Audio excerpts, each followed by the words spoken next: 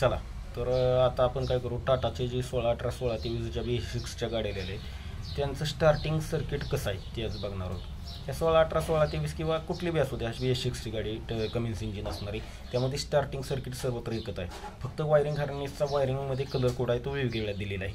तर आपण आता इथं काय वायरिंगचा कलर कोडचा विचार करणार नाही, फक्त स्टार्टिंग सर्किट कसं आहे, सगळं संपूर्ण वायरिंगचा सुद्धा विचार करत नाही, फक्त स्टार्टिंग सर्किट कसं दिलं आहे ते स्टार्टिंग सर्किट कसं आहे ते आज बघणार आहोत. आता बघा ही जे आपल्या ह्या जो 2 बॅटरी आहेत, ह्या 2 बॅटरीचं हे कनेक्टर इथं जोडलेलं आहे. ही प्लसची वायर आहे, ही मायनसची वायर आहे. प्लसची वायर काय जाते बघा, इथून पहिल्यांदा ही जाड वायर आहे बॅटरीची, ती डायरेक्ट बॅटरी कट ऑफ स्विचला येते. कट ऑफ स्विचपासून ती डायरेक्ट स्टार्टरला जोडलेली, परंतु त्याच्यामध्ये 4 फ्यूजा दिलेल्या आहेत. या 4 फ्यूजा देण्याचा उद्देश काय, तर ह्या 3 फ्यूजा वेगवेगळ्या करण्यासाठी दिले आहेत. खालची एक स्टार्टिंगची फ्यूज आहे, खालची फ्यूज ही डायरेक्ट स्टार्टरला तिथून वायर गेलेली आहे, आणि त्याच्यानंतर दुसऱ्या फ्यूजमधून एक वायर सप्लाय गेला आहे बघा. हा कुठे गेला आहे, तर तिकडं चावी स्विचला गेला आहे. चावी स्विच म्हणजे काय, इग्निशन स्विचला गेलेला आहे बघा. आता ही इग्निशन स्विचला अशी जाते, परंतु इग्निशन स्विचला जाताना मध्येच एक इग्निशन स्विचचा 30 अँपिअरचा फ्यूज दिलेला आहे. त्या फ्यूजमधून ती बाहेर निघते आणि परत इग्निशन स्विचला ही मेन बॅटरीकडून आलेली वायर म्हणायचं तिला. त्याच्यानंतर त्या इग्निशन स्विचला 3 वायर आहेत. एक ACC जी चावी पहिल्यांदा फिरवल्यानंतर गाडीतल्या सगळं लाईट चालू बंद होतात. दुसऱ्या इग्निशन की आणि तिसरी स्टार्टिंगची. आता इग्निशन की आहे, त्या इग्निशन कीची वायर डायरेक्ट अशी ECUला जाते, त्याच्यावर ECU फ्यूज किंवा EMS फ्यूज असं लिहिलेलं असतं बघा. ही 30 अँपिअरची फ्यूज, त्याच्यानंतर ती अशीच जाते आणि ECUच्या 28 नंबर पिनला इथं जोडलेली आहे. ECUच्या 28 नंबरला हा ECU आहे, ECUच्या 28 नंबरला. आता त्याच्यानंतर त्याच्या इग्निशन स्विचमधूनच तिसरी एक वायर निघालेली, ती तिसरी वायर अशी स्टार्टिंगची वायर आहे. त्याच्यामध्ये इथे एक फ्यूज दिलेला आहे, ही स्टार्टिंग लॉग आउट रिले, स्टार्टरचा लॉग आउट रिले बघा, ह्या रिलेला इथे जोडलेली असते. तर त्याच्यामध्ये इथे एक 10 अँपिअरची फ्यूज दिलेली, ती तशीच येते आणि स्टार्टर लॉग आउट रिलेला जोडते. स्टार्टर लॉग आउट रिलेला 4 पिन असतात, त्यातल्या 30 नंबर पिनला ही इग्निशन स्विचकडून आलेली वायर जोडलेली असते. त्याच्यानंतर त्या स्टार्टरच्या लॉग आउट रिलेमध्ये 87 नंबरची दुसरी पिन असते, तिथून एक वायर निघते आणि ती स्टार्टरला इथे जोडलेली बघा, स्टार्टर मोटरला 87 नंबरची वायर. त्याच्यानंतर स्टार्टर लॉग आउट रिलेमधून 2 अजून वायर निघतात, एक 85 नंबर आणि 86 नंबर. ती 85 नंबरची जी वायर आहे ती बघा इकडं ECUच्या 70 नंबरला जोडलेली असते, आणि त्या 70 नंबरमधूनच स्टार्टर लॉग आउट रिलेला इकडे सप्लाय येत असतो. त्याच्यामधून एकामधून आर्थिंग येते, 85 नंबरमधून मेन सप्लाय येत असतो. 85 बघा 70 ECUच्या 70मधून लॉग आउट रिलेच्या 85 नंबरला मेन सप्लाय येतो, आणि ECUच्या 94 नंबरमधून एक वायर स्टार्टर लॉग आउट रिलेला 86 मध्ये जोडलेली असते. त्या 86 मध्ये जी जोडली तिथं आर्थिंग येते. अशा प्रकारे ही स्टार्टरचं लॉग आउटचं इथंच ही सर्किट पूर्ण होतं. आता दुसरं बॅटरीच्या मेन टर्मिनलपासून अजून एक वायर निघते, आणि ती अशीच ECUला जाते. ECUला जाताना त्याच्यामध्ये एक ECU फ्यूज म्हणून दिलेला असतो 30 अँपिअरचा बघा. इथं एक ECU फ्यूज अशीच ही वायर इथून अशी जाते, ही ECU ह्याच्या बघा ECUच्या 1 नंबर कनेक्टरला, त्याला आपण जेवण सुद्धा म्हणू शकतो, त्याच्यामध्ये जोडलेली असते. त्याच्यामध्ये बघा 5 पिन असतात, 5 त्या पिनांना नंबर दिलेत, 1 नंबर, 25 नंबर, 49 नंबर आणि 52 नंबर आणि 73 नंबर. ह्या बॅटरीपासून एक छोटी वायर निघते मेन बॅटरीच्या पॉझिटिव्ह टर्मिनलपासून, आणि ती पॉझिटिव्ह टर्मिनलपासून निघालेली वायर ECUच्या 1 नंबर कनेक्टरला जाते. त्याच्यामध्ये 1 नंबर, 25 नंबर, 49 नंबर, 52 नंबर आणि 73 नंबरच्या पिन असतात बरोबर. आता त्याच्याशिवाय आता इकडं बघा, इथे बॅटरीपासून निगेटिव्ह टर्मिनलपासून 2 वायर निघतात. तर पहिली जी वायर आहे, पहिली वायर अशी डायरेक्ट स्टार्टरला जात असते, स्टार्टरला गेलेली.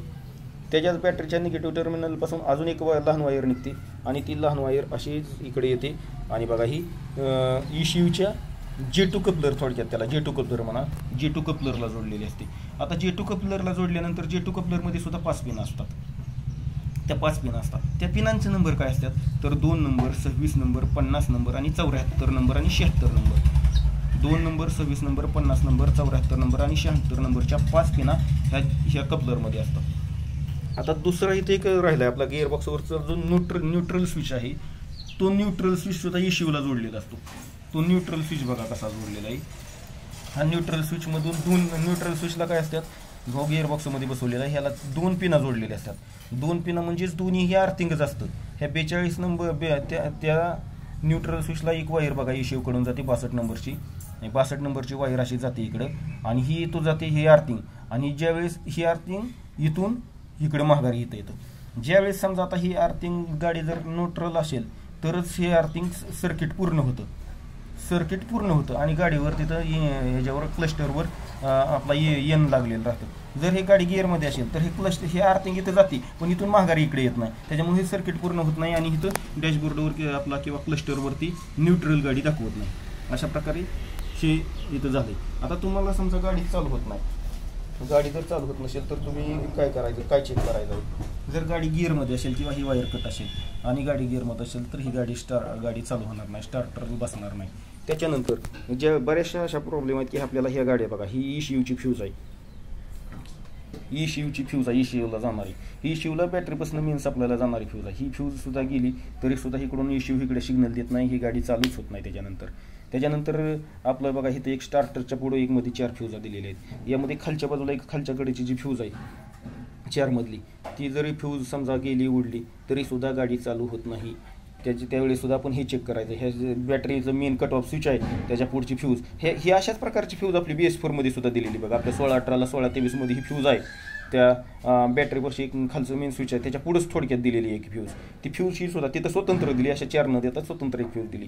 ती फ्यूज बघून सुद्धा तुम्ही इथं ही चेक करू शकता. त्याच्यानंतर ही गेल्यानंतर ही इग्निशन स्विचची सुविधा फ्यूज इथं दिलेली आहे. इग्निशन स्विच आता BS6 मध्ये काही नवीनमध्ये ह्या फ्यूज एकत्र दिलेल्या आहेत, ECUची ही. त्यात तर तुम्ही ती ड्रायव्हर केबिनच्या पाठीमागाची दिलं फ्यूज बॉक्स, त्याच्यामध्ये EMS किंवा ECU फ्यूज, समजा गाडीतल्या सगळ्याच लाईट गाडी चालू होतच नसेल आणि गाडीतल्या सगळ्याच लाईट लागत नसतील तर ही फ्यूज. त्याच्यानंतर बघा ही ECUची फ्यूज, ह्या 2 फ्यूजा तुम्ही बघणं गरजेचं आहे, ही फ्यूज आणि ही फ्यूज.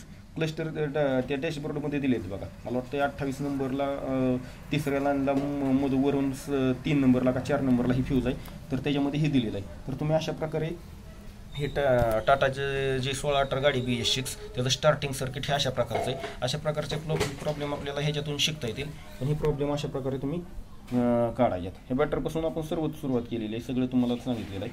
आता ACCचं राहिले पण ते ACCचं वायरिंग हार्नेसमध्ये जातं, त्याचं रूप लाईट वगैरे गाडीतल्या बाकीच्या लाईटिंगसाठी चालते ते काही इतकं डिटेलमध्ये आता सांगता येणार नाही. दुसऱ्या त्या सर्किटमध्ये आल्यानंतर ती तुम्हाला सांगितलं जाईल. फक्त गाडीची तर चेक करताना. आणि आता न्यूट्रल रिलेला सुद्धा हा 85 नंबरचा जो पिन आहे ह्याच्यामध्ये मेन सप्लाय असतो बरं का, इथं मेन सप्लाय असतो आणि हा जाणारा इथं अर्थिंग असते.